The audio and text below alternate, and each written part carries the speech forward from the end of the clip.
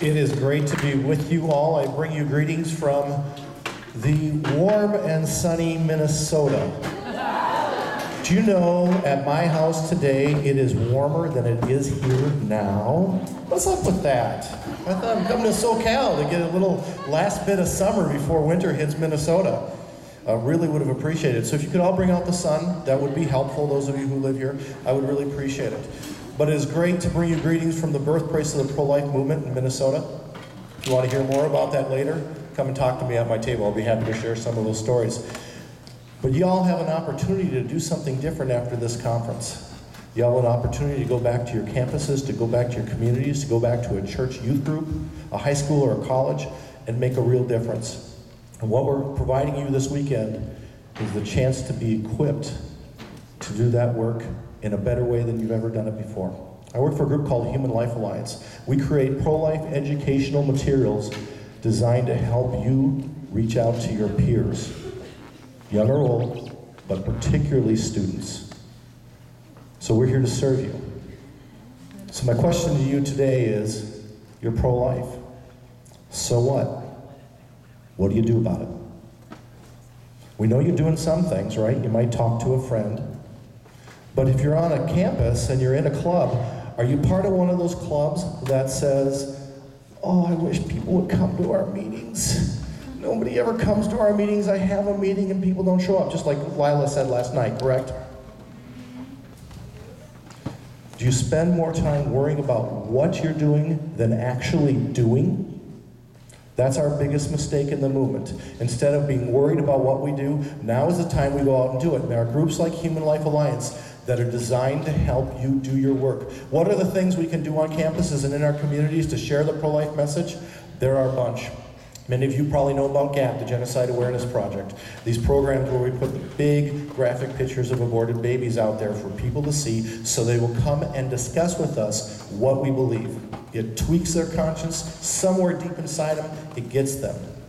So that's one thing you can do. If you're on a campus, you might sidewalk chalk. You might write some nice pro-life messages about when life begins from our previous talk. What are the steps of development that your classmates don't know? Those are all important things to do. You might have a coffee house where you bring in a singer and someone gets up and gives a talk. You might have an opportunity to go share your story about why you're pro-life at a youth group. Maybe you're in a high school or a college club and you can reach down one level and share your story to high school teens if you're a college kid, or middle school kids if you're in high school, and you can be a leader to the generation below you. These are all things that can be done. But the question is, how do we make the biggest impact with the littlest bit of time, even with the smallest amount of manpower we have, if we're coming from one of those clubs that just doesn't have anybody come to our meetings? That's why Human Life Alliance exists. We create literature that helps you share your message on campus. And I can guarantee you, if you use this literature, you will see a snowball effect go across the campus. You will move a pro-life message on your campus or in your community unlike you have ever seen a pro-life message move before. Here's how you do it. It's really simple. When we make our literature, we make sure, you won't be able to see this, but we make sure it doesn't look pro-life. Why? Because we're not going after you. We love to preach to the choir. We love it when you all read this so you know the facts and are prepared to debate your fellow students. But we're really going after the people on campus, our peers, who do not agree with us. And we need them to pick something up, open it, and look at it. So one of the number one comments we receive is, I would have never read that if I knew it was pro-life. Duh. We know that's the case, so that's why we're trying to engage them in a different way. Reaching out to your peers is literally pro-life marketing. It is guerrilla marketing at its best. What is guerrilla marketing? Reaching people in a way that they haven't been reached before. Who does it? Toyota and Pepsi does it. Coke does it. They don't know how to reach your generation. You're plugged into your iPod, your iPhone, your iPads. Advertising has a hard time getting to you. So by virtue of having a small club, not many people involved, you're doing what the companies with a lot of money spend a lot of money and time trying to figure out how to do. Take advantage of your place in life. What can we do? Pro-life literature on a campus is going to have some benefits. For campus clubs that use literature on campus, they're gonna grow their club on average by 70% if you use a very specific program that HLA has developed. Inside your bag, don't take it out now, is a small little white square brochure. It's called the Campus Impact Campaign. It's simply postering, handing out literature, tabling, and discussing with your classmates what you believe and answering their questions. And you will find pro-life brothers and sisters on campus that you didn't know were there. They're gonna come up to you and they're gonna say, I thought I was the only one who was pro-life. I didn't know anyone else believed it. So just by standing up, you will bring people to your cause. By sharing that literature on campus, you will reach more people than you ever thought possible. You will start broad community educational opportunities. So if you start on campus or at a youth group, in your youth group, it's gonna bleed into your church. You start on campus, it's gonna bleed across campus, and you're gonna impact not only fellow students, faculty and staff. They're gonna know about you, they're gonna be asking questions. These conversations that might happen in the quad or out on the sidewalk are gonna move to the campus. You can be guaranteed that your work will be effective. If you get accused of being one of those pro-life groups that does something that only cares about babies, you don't care about people who are born, you don't care about people who are moving towards end of life, you don't care about teens who are struggling with purity, chastity, and temptations in sexual areas, you can take pro-life literature and teach into those areas as well. So you can become multidimensional in a simple way. And one of the things your activism does in this area then, it will cause you to stand up for your own beliefs, and it will solidify those beliefs in your life. I can tell you the truth. When I was in high school and college, my pro-life activism was in the political realm. And in that political realm, we helped candidates get elected. We advocated for social issues that might be on a ballot. But one of the things we ended up doing was supporting birthright counselors who were dealing with the women who were in crisis pregnancy. I had no idea that what would happen to me after college would make a real difference for the rest of my life. I went to work for a member of Congress in Washington, D.C. After 3 years of working for him, he flip-flopped on abortion. He was a pro-life member, and he came to me and said, we're going to announce that I'm becoming pro-choice. At HLA, we call them personally opposed butts. To make it short, we just call them butts. It's easier that way. My first reaction, not because I was a good guy, not because I was in the right place, was to just respond in the way I had always responded. You can't do that. One, you know it's wrong. Being pro-life is right. That's how we protect the most vulnerable among us. But you're going to lose. So I went home after having a discussion with my boss and said to my wife of 6 months, I quit today, honey.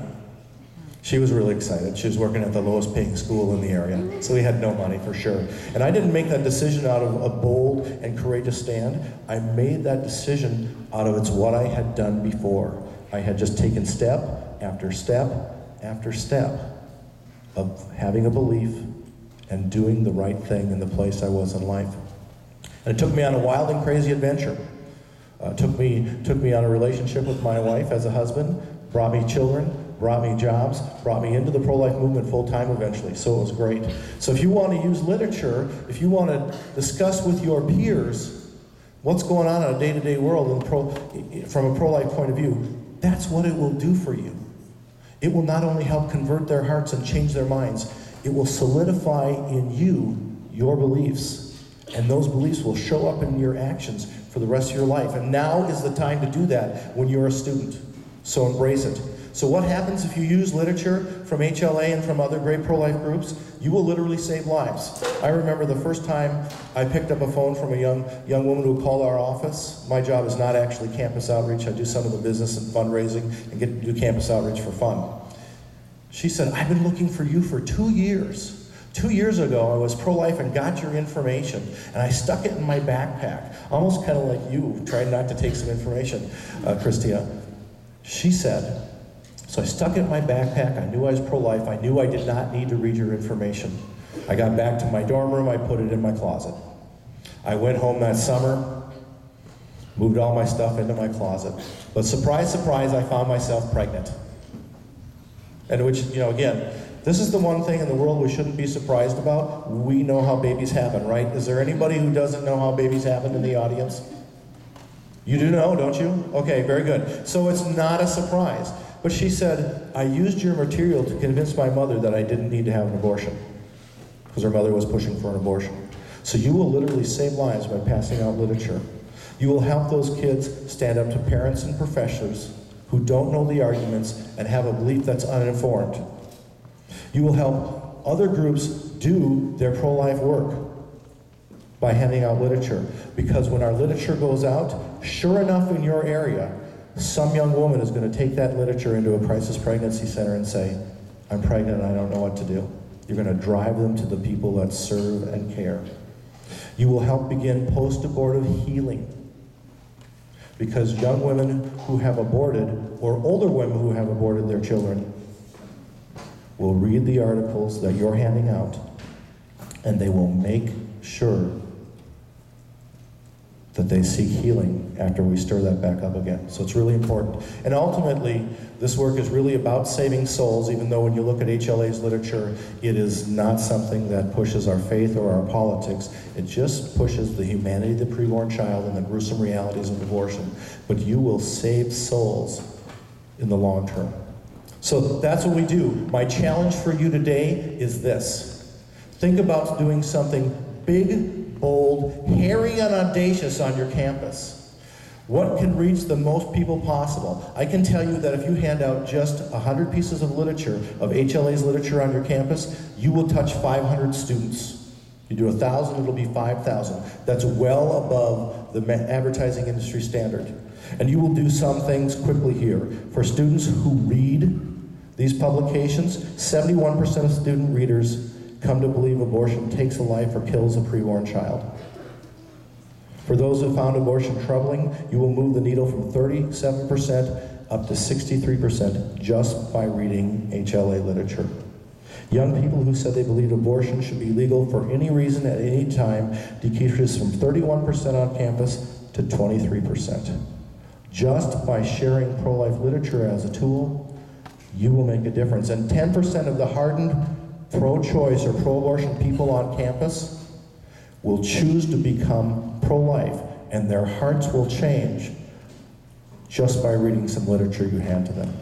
So you can make a real difference. You can hand out pieces at a football game, at a basketball game, as people are getting off the bus, any number of ways. But that education will change their lives, will save babies, and will help you remain pro-life for the rest of your life.